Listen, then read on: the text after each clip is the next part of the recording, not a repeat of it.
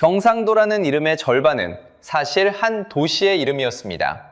그런데 그 도시가 지금 전국에서 가장 먼저 지도에서 지워지고 있습니다. 한때 인구 26만, 경상 가명이 자리했던 경국 최대의 도시. 경상도라는 이름의 상이 바로 이 도시 상주에서 왔습니다. 그런데 2025년 12월 이 도시의 인구는 9만 명 선마저 무너졌습니다. 8만 9,888명. 한 해에 태어나는 아기는 300명대, 같은 해 세상을 떠나는 분은 1,400명대입니다. 사망이 출생의 4배가 넘습니다.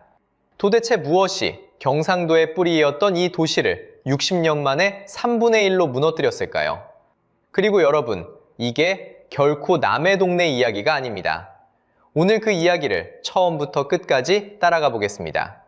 본격적인 이야기에 들어가기 전에 채널 구독과 좋아요 한번 눌러주시면 지방도시의 진짜 현실을 끝까지 추적하는 데 큰 힘이 됩니다.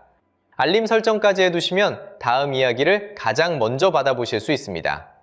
여러분은 경상도라는 이름이 어디서 왔는지 아십니까? 경주의 경, 그리고 상주의 상. 두 도시의 앞글자를 따서 만든 이름입니다. 우리가 평생 불러온 경상도라는 이름, 그 절반이 바로 이 도시 상주에서 왔습니다. 그런데 상주라는 이름, 낯설게 느껴지는 분이 많을 겁니다. 지금은 인구 9만이 채 안 되는 작은 시입니다. 거기가 그렇게 대단한 곳이었냐고요? 이름값을 한 도시가 맞느냐고요? 대단한 정도가 아니었습니다. 상주의 뿌리는 멀리 부족국가, 사벌국까지 거슬러 올라갑니다. 통일신라 시절엔 전국을 9으로 나눈 구주 가운데 하나가 상주였습니다. 나라 전체를 9덩어리로 쪼갰을 때 그 한 축이 상주였다는 뜻입니다. 고려시대에도 마찬가지였습니다. 전국 12개의 거점도시 12목 중 하나로 꼽혔습니다. 지금으로 치면 광역시급 이상이었습니다. 1000년 넘게 한 번도 변두리였던 적이 없는 도시, 그게 상주였습니다. 진짜 무게는 조선시대에 실립니다. 조선 전기, 경상도 전체를 다스리는 가명이 바로 이 상주에 있었습니다. 가명은 오늘날의 도청입니다. 경상도라는 거대한 땅의 으뜸도시, 수부가 상주였다는 뜻입니다. 지금으로 치면 경상도의 도청 소재지, 오늘날의 대구나 창원 같은 자리에 상주가 앉아 있었습니다. 이름의 절반을 내어주고 도청까지 품었던 도시. 한 지역의 행정과 권력이 모두 이 도시로 모여들었습니다. 사람도, 돈도, 권세도 상주를 거쳐 흘렀습니다. 권력만 있었던 게 아닙니다. 상주는 300의 고장으로 불렸습니다. 흰것 3가지, 쌀과 곶감과 명주를 말합니다. 너른 낙동강 평야에서 쏟아진 쌀, 누에고치에서 뽑아낸 흰 명주실, 그리고 곶감. 이 곶감이 보통이 아닙니다. 지금도 상주는 전국 곶감의 60% 이상을 만들어냅니다. 우리가 먹는 곶감 10개 중 6개가 이 도시에서 나옵니다. 그것도 과거가 아니라 지금 이야기입니다. 쌀과 명주, 곶감, 3가지 흰 것이 한 도시에서 전국으로 퍼져나갔습니다. 농업으로 따지면 늘 전국 최고 수준을 자랑했습니다. 상주가 풍요로우면 경상도가 배불렀다는 말이 괜한 소리가 아니었습니다. 권력과 풍요를 한 손에 쥐었던 도시. 사람이 모여드는 건 당연했습니다. 1960년대 후반 상주의 인구는 26만 명을 넘어섰습니다. 지금 인구의 3배에 가까운 숫자입니다. 경상북도 서부에서 가장 큰 도시였습니다. 거리엔 사람이 넘쳤고 장이 서면 발 디딜 틈이 없었습니다. 이름이 곧 권력이고 권력이 곧 사람을 부르던 시절. 상주는 분명 그런 도시였습니다. 그런데 이렇게 잘 나가던 도시가 어쩌다 전국에서 가장 먼저 무너지게 됐을까요? 놀랍게도 그 첫 번째 균열은 무려 400년 전에 시작됐습니다. 첫 균열은 정말 400년 전에 시작됐습니다. 때는 1601년 임진왜란이 막 끝난 직후였습니다. 나라 전체가 전쟁의 상처를 추스르던 시기입니다. 그 혼란 속에서 경상도의 행정을 총괄하던 경상가명이 상주를 떠납니다. 행선지는 대구였습니다. 가명은 오늘날로 치면 도청입니다. 한 도을 모든 행정과 권력이 모이는 곳이었습니다. 그 도청이 상주에 있었습니다. 상주가 괜히 경상도의 수부로 불린 게 아니었습니다. 그런 가명이 빠져나간다는 건 도시의 심장이 옮겨가는 일이었습니다. 관청이 가면 사람이 따라갑니다. 사람이 가면 시장도, 돈도 따라갑니다. 그날부터 상주는 이름만 숲으로 남았습니다. 권력은 대구로 옮겨갔고 사람은 권력을 따라 움직였습니다. 경상도의 절반을 차지하던 도시가 처음으로 한 발 밀려난 순간이었습니다. 하지만 이건 시작에 불과했습니다. 두 번째 근열은 훨씬 더 결정적이었습니다. 1960년대 나라가 산업화로 달려가던 시절입니다. 모든 것의 중심에는 길이 있었습니다. 바로 경부고속도로입니다. 그런데 이 길이 상주를 비껴갔습니다. 고속도로는 추풍령을 넘는 노선으로 결정됐고 상주는 그 개발축에서 빠집니다. 그게 무슨 큰일이냐고 물으실 수 있습니다. 하지만 고속도로가 비껴간다는 건 그 시대엔 혈관이 끊기는 것과 같았습니다. 산업화 시대의 도시는 길을 따라 자랐기 때문입니다. 길이 닿는 곳에 공장이 섰습니다. 공장이 서는 곳에 일자리가 생겼습니다. 일자리가 있는 곳으로 사람이 모였습니다. 도시는 그렇게 커지는 거였습니다. 그런데 상주에는 그 길이 없었습니다. 그래서 1960년대 중반부터 사람들이 도시를 떠나기 시작합니다. 일자리를 찾아 도시는 조용히 비어갔습니다. 26만이 넘던 인구가 흔들리기 시작한 게 바로 이때였습니다. 그리고 여기에 마지막 근열이 더해집니다. 사람이 빠져나가던 바로 그 시기, 상주에서 멀지 않은 곳에 새로운 도시가 떠오릅니다. 신읍 공업도시 구미였습니다. 산업화의 물결을 정면으로 올라탄 도시였습니다. 구미는 상주가 갖지 못한 걸 모두 가졌습니다. 고속도로를 끼고 거대한 산업단지를 품으며 빠르게 커졌습니다. 공장이 들어서자 전국에서 사람이 몰렸습니다. 젊은 인구가 구미로 향했습니다. 그리고 구미는 그동안 상주가 쥐고 있던 자리, 경북 서부의 중심이라는 자리를 가져갑니다. 한쪽이 채워지는 만큼 다른 한쪽은 비어갔습니다.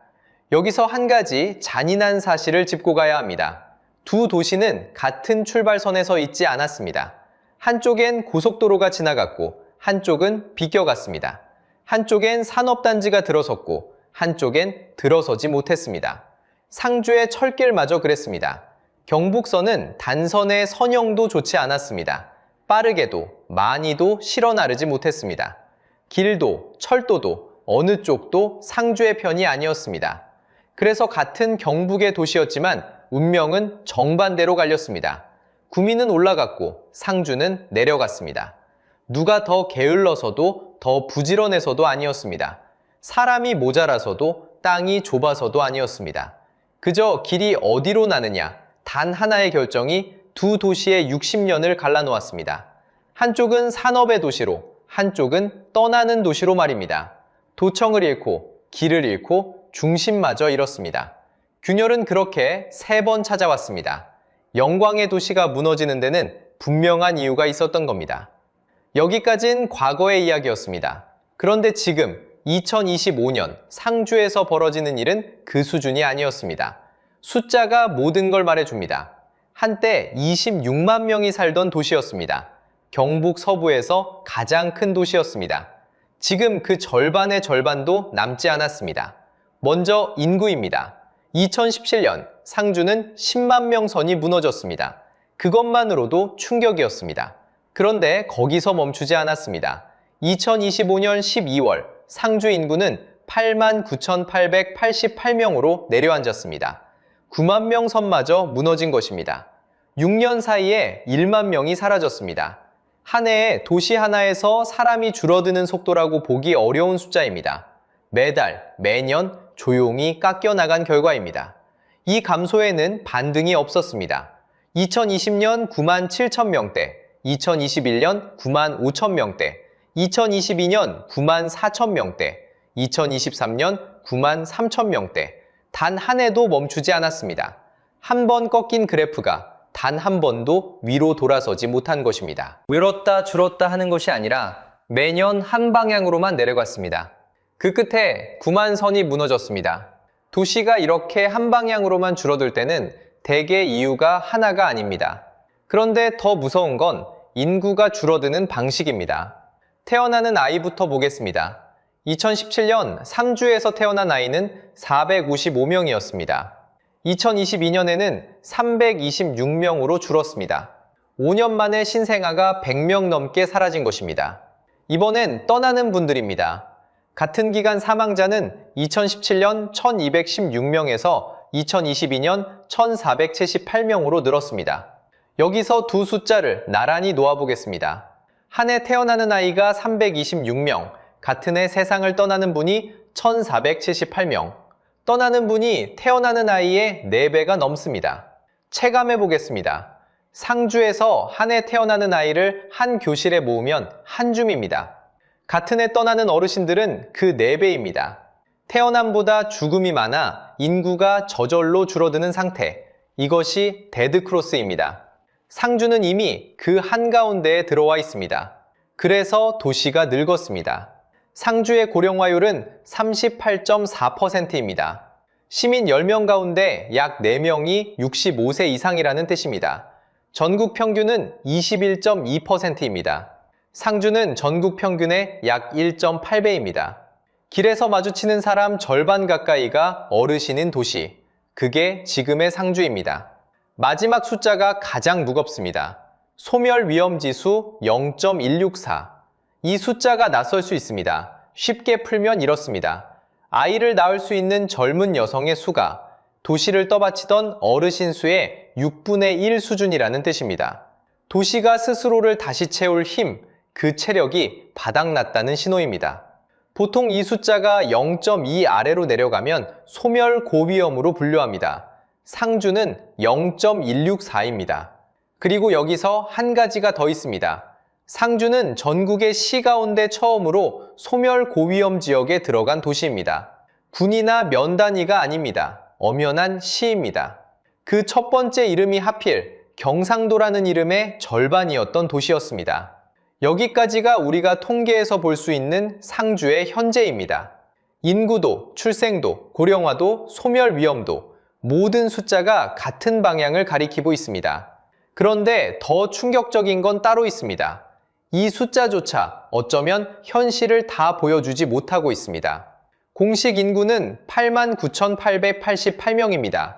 그런데 상주의 거리를 직접 걸어본 사람들은 하나같이 고개를 갸웃합니다. 9만 명에 가까운 도시라기엔 거리가 너무 조용하다는 겁니다. 구도심 상가의 셔터는 내려가 있습니다. 평일 낮에도 사람을 보기가 어렵습니다. 영상 댓글에는 같은 증언이 쌓입니다.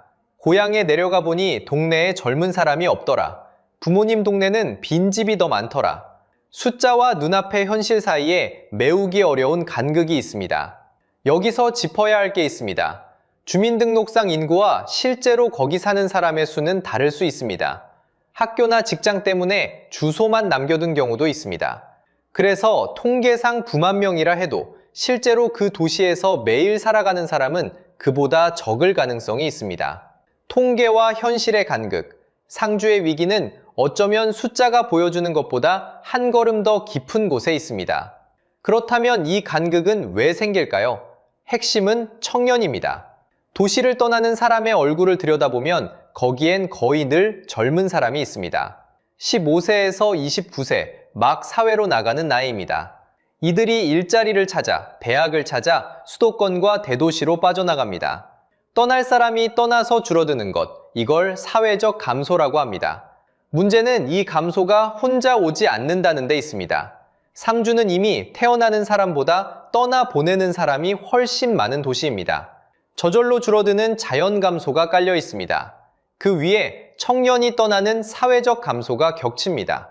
두 흐름이 같은 방향으로 포개지면 인구는 단순히 주는 게 아니라 가속도가 붙어 빠져나갑니다. 젊은 사람이 떠나니 아이도 덜 태어나고, 아이가 덜 태어나니 도시는 더 늙어갑니다.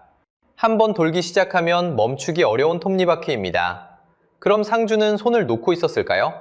전혀 아니었습니다. 오히려 그 반대였습니다. 상주시는 지방 소멸을 막기 위한 기금을 끌어왔습니다. 2022년부터 2026년까지 그 규모가 466억 원에 이릅니다. 이 돈으로 무려 12개의 사업이 돌아가고 있습니다. 청년이 머물 집을 짓고, 청년이 모일 공간을 만들고, 외국인 인재를 불러오고, 도시에 살아볼 기회를 주는 사업까지.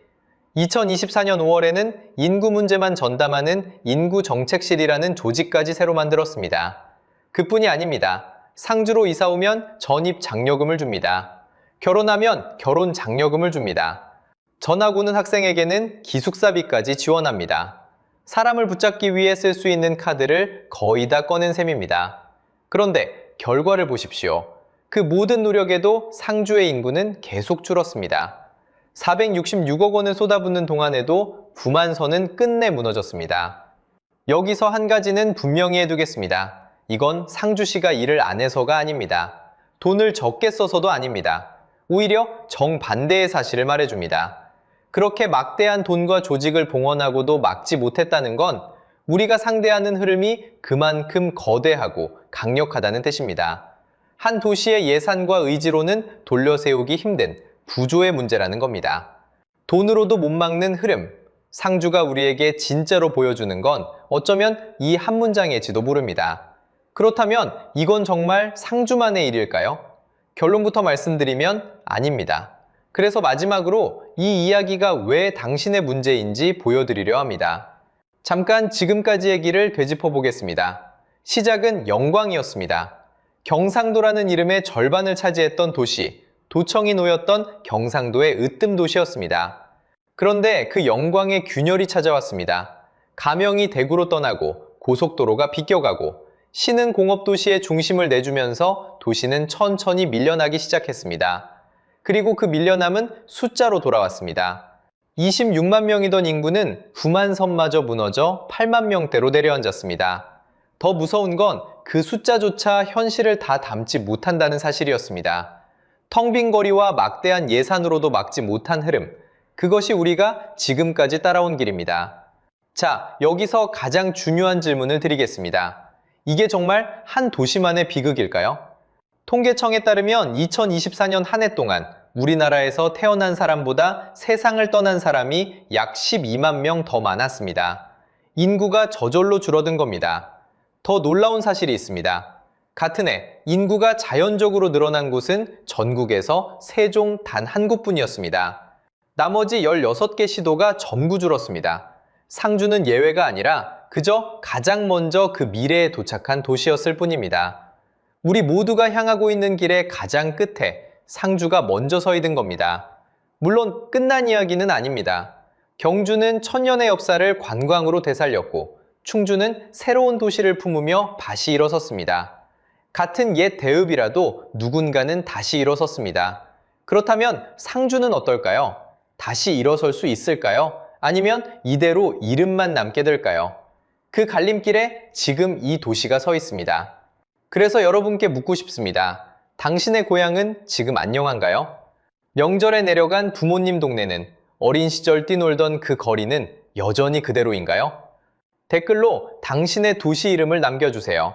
어쩌면 우리는 같은 미래를 향해 함께 걷고 있는지도 모릅니다. 그 이름들이 모이면 지금 우리나라 어디에서 무슨 일이 벌어지고 있는지 한눈에 보일 겁니다. 지방의 위기는 결코 지방만의 위기가 아닙니다. 한 도시가 멈추면 결국 그 곁의 도시도 함께 멈춥니다. 이 흐름이 남의 이야기로만 들리지 않으셨다면 구독과 좋아요로 함께 해주세요. 사라지는 도시들의 이야기를 끝까지 함께 들여다보겠습니다. 오전 9시, 도쿄에서 1시간 거리의 신도시. 작은 트럭 한 대 앞에 노인들이 줄을 섭니다. 동네 마트가 전부 문을 닫았기 때문입니다. 한때 3만 명이 한꺼번에 이사온 일본이 자랑하던 최신식 신도시였습니다. 그런데 입주 50년이 지난 지금 이 거리에 남은 건 노인들 뿐입니다. 상가 셋 중 하나는 셔터를 내렸고 학교는 문을 닫았습니다. 도대체 이 도시에 무슨 일이 있었던 걸까요? 그리고 더 서늘한 사실, 이 도시가 걸어온 길은 지금 우리 신도시가 걷고 있는 길과 거의 같습니다. 이 채널은 해외에서 벌어지는 경제 이야기로 우리의 미래를 미리 읽어드립니다. 오늘 이야기가 왜 남의 일이 아닌지 끝까지 보시면 분명해집니다. 먼저 구독과 좋아요 한번 눌러주세요. 그것이 더 좋은 이야기를 만드는 힘이 됩니다. 다시 그 트럭 앞입니다. 작은 짐칸에 채소와 두부, 생필품이 빼곡히 실려 있습니다. 상인이 확성기로 도착을 알립니다. 그러자 단지 곳곳에서 사람들이 천천히 나옵니다. 보행 보조기를 짚은 분, 작은 손수레를 끄는 분, 대부분 머리가 희끗한 노인들입니다. 이 트럭은 일주일에 며칠 정해진 시간에 단지를 돕니다. 마트가 사람을 기다리는 게 아니라 트럭이 사람을 찾아다니는 도시. 이상하게 들리시겠지만 여기선 이게 일상입니다. 이곳은 도쿄에서 1시간 거리의 다카시마다이라. 한때 동네를 가득 채웠던 가게들은 대부분 셔터를 내렸습니다. 상가 셋 중 하나가 문을 닫았습니다. 가까운 데서 장을 볼 수 없게 된 사람들, 일부는 이들을 쇼핑 난민이라 부릅니다. 걸어서 갈 수 있던 마트가 사라지자 노인들은 매일의 끼니가 막막해졌습니다. 그 빈자리를 메우러 들어온 게 바로 저 트럭입니다. 한 노인이 두부 한 무와 달걀을 골라 손수레에 담습니다. 예전엔 길 건너 가게에서 사던 것들입니다. 이제는 트럭이 오는 날을 손꼽아 기다립니다. 장 보는 일이 하루의 가장 큰 일정이 됐습니다. 거리를 한참 걸어도 젊은 사람을 만나기 어렵습니다. 유아차를 미는 부모도 교복을 입은 학생도 보이지 않습니다. 벤치에 앉은 분도 길을 건너는 분도 대부분 고령자입니다. 문을 닫은 가게에 빛바랜 간판만 그대로 남아 있습니다. 한때 이 거리가 얼마나 부쩍였는지를 짐작하게 합니다. 숫자가 모든 걸 말해줍니다. 이 일대 어떤 지구는 주민 100명 중 49명이 65세 이상입니다. 주민 절반 가까이가 노인이라는 뜻입니다. 도쿄 평균과 비교하면 약 2배 수준입니다. 같은 도시 안에서 이 단지만 유독 빠르게 늙어버린 겁니다. 세대를 갈아 끼우지 못한 동네가 통째로 나이를 먹었습니다. 자녀들은 떠났고 처음 이사 온 분들만 그 자리를 지키고 있습니다. 낮 시간의 거리는 조용합니다. 아이들의 목소리도 출근하는 발걸음도 보이지 않습니다. 남은 건 셔터 내린 상가와 트럭을 기다리는 노인들의 뒷모습뿐입니다. 그런데 이 거리도 50년 전엔 일본에서 가장 살고 싶은 동네였습니다. 도대체 이 도시는 어떻게 시작됐던 걸까요? 시계를 50년 전으로 돌려보겠습니다. 2972년 1월, 이 거리에 거대한 행렬이 시작됩니다. 새 아파트로 들어오는 이삿짐 행렬이었습니다. 약 1년 동안 약 1만 세대가 한꺼번에 이사를 왔습니다. 정확히는 1만 170호, 사람 수로는 약 2만 9천 명, 주변까지 합치면 5만 명에 달했습니다. 당시 동양에서 가장 큰 규모의 단지였습니다. 지금의 텅 빈 거리가 그때는 아이들 울음소리로 가득했습니다. 골목마다 새 가구를 나르는 소리가 울렸습니다. 학교 앞은 등하굣길 아이들로 부쩍였습니다. 상가의 셔터는 매일 아침 활짝 열렸습니다. 이곳은 모든 것을 갖춘 동네였습니다. 학교가 있었고 도서관이 있었습니다. 경찰서도 병원도 있었습니다. 장을 볼 상가도 빼곡했습니다. 걸어서 닿는 거리 안에 삶에 필요한 모든 것이 있었습니다. 멀리 나갈 필요가 없었습니다. 당시 일본에서 가장 앞선 최신식 신도시였습니다. 그래서 이 동네는 모두의 꿈이었습니다. 전쟁이 끝나고 일본은 빠르게 성장하던 시기였습니다. 공장이 돌아갔고 일자리가 넘쳤습니다. 일자리를 찾아 도시로 젊은 사람들이 몰렸습니다. 결혼을 하고 아이를 낳은 전 젊은 가족들에게는 단 하나의 목표가 있었습니다. 내 집 마련이었습니다. 그들에게 이 신도시는 1순위였습니다. 깨끗하고 새롭고 도쿄까지 멀지 않았습니다. 무엇보다 손에 닿을 수 있는 가격이었습니다. 새 아파트 열쇠를 받아든 그날, 그들은 인생의 가장 큰 성공을 손에 쥐었다고 믿었습니다. 이런 동네가 한두 곳이 아니었습니다. 당시 일본 정부는 신도시를 쏟아내고 있었습니다. 다마, 센리, 센보쿠, 이름난 신도시들이 잇따라 들어섰습니다. 도시로 몰려드는 인구를 받아낼 새 동네가 곳곳에 세워졌습니다. 1960년대에서 70년대로 이어진 거대한 주택 공급의 시대였습니다. 새 아파트 단지는 풍요의 상징이었습니다. 모두가 더 나은 내일을 믿었습니다. 여러분, 그때 그 거리를 한번 떠올려 보십시오. 새 아파트, 젊은 부부, 뛰노는 아이들. 같은 시기에, 비슷한 나이에 같은 꿈을 안고 들어온 사람들이었습니다. 그런데 바로 이 한꺼번에가 50년 뒤 도시의 운명을 결정했습니다. 왜 한꺼번에 들어온 게 문제였을까요? 여기서부터가 진짜 이유입니다.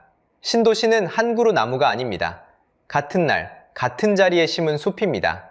함께 자라고 함께 늙습니다. 다카시마다이라가 바로 그랬습니다. 1972년 비슷한 나이의 젊은 부부들이 한꺼번에 들어왔습니다. 같은 시기에 아이를 낳고 같은 시기에 그 아이들을 떠나보냈습니다. 그리고 같은 시기에 함께 노년을 맞았습니다. 숫자가 그 흐름을 그대로 보여줍니다. 2012년 이 단지의 주민 100명 중 41명이 65세 이상이었습니다. 불과 3년 뒤인 2015년에는 그 비율이 40%를 넘어섰습니다. 동네에서 마주치는 사람 5 중 2이 노인이라는 뜻입니다. 한 사람이 늙은 게 아닙니다. 한 도시가 통째로 같은 속도로 나이를 먹은 겁니다. 처음 들어올 때는 모두가 비슷한 출발선에 서 있었습니다. 그래서 좋았습니다. 또래가 많고 아이들이 함께 자랐습니다.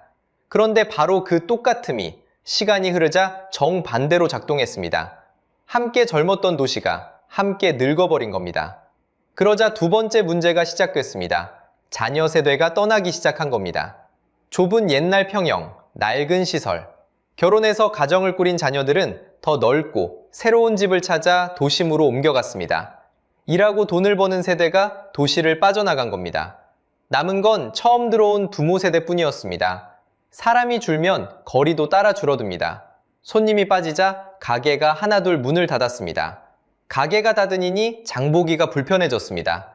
불편하니 또 떠납니다. 떠나니 가게가 더 닫힙니다. 한번 돌기 시작한 이 바퀴는 멈추지 않았습니다. 그렇게 상가 셋 중 하나가 결국 셔터를 내렸습니다. 아이들이 사라지자 학교도 버틸 수 없었습니다. 한때 운동장을 가득 채웠던 학교들은 학생 수가 줄면서 합쳐지거나 문을 닫았습니다. 학교가 사라진 동네에는 젊은 가족이 더 들어오지 않습니다. 아이 키울 곳이 없기 때문입니다. 빈 교실은 단순히 교실 하나가 아니었습니다. 다음 세대가 들어올 문이 닫혔다는 신호였습니다. 그렇다면 낡은 단지를 헐고 새로 지으면 되지 않을까요? 말처럼 쉽지 않았습니다. 재건축에는 막대한 돈이 듭니다. 수백 세대 주민 모두의 동의도 받아야 합니다. 절차는 길고 더딥니다. 그렇게 결정이 미뤄지는 동안 도시는 계속 늙어갔습니다. 손쓸 시간을 놓친 쇠퇴가 거리에 그대로 굳어버린 겁니다. 여기서 끝이 아닙니다. 빈집은 한 도시만의 문제가 아니었습니다. 일본 전체로 번지고 있었습니다. 2023년 일본 전국의 빈집은 900만 호를 넘어섰습니다. 사상 최다 기록입니다. 일본 전체 집 100채 중 약 14채가 빈 채로 남아있다는 뜻입니다. 더 무서운 건 속도입니다. 1993년 448만 호였던 빈집이 30년 만에 정확히 2배로 불어났습니다. 다카시 마다이라에서 본 풍경이 한 도시의 사연이 아니라 한 나라의 미래였던 겁니다. 같은 날 심은 숲은 결국 같은 날 시들기 시작합니다. 한꺼번에 들어왔기에 한꺼번에 늙은 겁니다. 이것이 멀쩡하던 신도시가 50년 만에 텅 비어버린 진짜 이유입니다. 그런데 여기서 우리가 알던 이야기가 뒤집힙니다. 사실 일본에는 한국의 유령 도시로 가장 많이 알려진 신도시가 따로 있습니다. 도쿄 서쪽의 다마 신도시입니다. 일본 최대 규모로 꼽히는 이 신도시도 가장 먼저 들어선 초기 단지부터 똑같이 늙어갔습니다. 빈 점포가 늘고 노인만 남은 거리가 생겼습니다. 다카시마다이라와 판박이었습니다. 그래서 폐허가 된 유령도시라는 말이 한국까지 퍼졌습니다. 그런데 직접 들여다보면 그 말은 절반만 맞았습니다. 다마신도시 한 지구의 인구는 2024년 기준 약 9만 6천 명. 도시 전체로 보면 무너지기는커녕 오히려 유지되고 일부는 늘었습니다. 텅 빈 건 도시 전체가 아니라 가장 먼저 늙은 초기 단지 한 조각이었습니다. 그렇다면 일본은 손을 놓고 있었을까요? 아닙니다. 다마신도시 안에 스와 이초메라는 오래된 단지, 640가구가 살던 낡은 분양단지였습니다. 일본은 이곳을 통째로 헐고 고층 아파트로 다시 지었습니다. 그러자 변화가 시작됐습니다. 30대와 40대, 아이를 키우는 젊은 세대가 들어오기 시작한 겁니다. 결과는 숫자가 말해줍니다. 이 지역의 고령화율이 32%에서 24%로 떨어졌습니다. 동네 사람 100명 중 65세 이상이 32명이던 곳이 24명으로 젊어진 겁니다. 한번 늙기 시작하면 끝이라던 단지에 다시 아이 울음소리가 들어선 셈입니다. 이건 우연이 아니었습니다. 2015년 일본은 다마신도시 재생방침을 세웠습니다. 가장 먼저 늙어버린 초기 단지부터 하나씩 헐고 다시 짓는 긴 계획이었습니다. 한 번에 끝낼 수 없는 일이라는 걸 알았기 때문입니다. 50년에 걸쳐 늙은 도시를 다시 50년에 걸쳐 되돌리겠다는 약속이었습니다. 도시는 끝나지 않았습니다. 다만 늙은 부분을 갈아 끼우는 큰 수술이 시작된 겁니다. 그런데 더 깊은 곳에 진짜 변화가 있었습니다. 사람들의 생각이 바뀐 겁니다. 1990년 일본의 부동산 거품이 꺼졌습니다. 그 전까지 일본인에게도 집은 오를 자산이었습니다. 하지만 거품이 사라지자 남은 건 오랜 빚뿐이었습니다. 그때부터 일본인은 집을 다르게 보기 시작했습니다. 얼마짜리냐가 아니라 어떻게 사느냐. 집을 투자가 아니라 삶을 담는 그릇으로 본 겁니다. 그래서 일본의 도시재생은 화려한 기술 자랑이 아니었습니다. 어떻게 하면 사람이 다시 살고 싶은 동네가 되는가? 오직 그 질문에 매달렸습니다. 비슷한 시기 바다 건너에서는 정반대 일이 벌어졌습니다. 세계 최고의 기술 기업이 캐나다에 첨단 스마트 도시를 짓겠다고 나섰습니다. 그러나 2020년 그 계획은 백지로 돌아갔습니다. 기술이 부족해서가 아니었습니다. 정작 그곳에 살 사람들의 마음을 얻지 못했기 때문입니다. 도시를 살리는 건 첨단 기술이 아니라 결국 그 안에 사는 사람이었습니다. 자, 여기까지 보면 한수민이 놓일지도 모릅니다. 결국 답을 찾았으니까요. 그렇다면 문제는 일본이 아니라 우리입니다. 지금부터는 진짜 우리 이야기입니다. 이게 남의 나라 이야기가 아닙니다. 먼저 거리부터 보겠습니다. 그 다마신 도시는 도쿄 도심에서 25km, 멀게는 40km쯤 떨어져 있습니다. 이 거리가 어느 정도일까요? 서울시청에서 분당까지가 약 25km, 일산까지가 약 40km입니다. 거의 똑같습니다.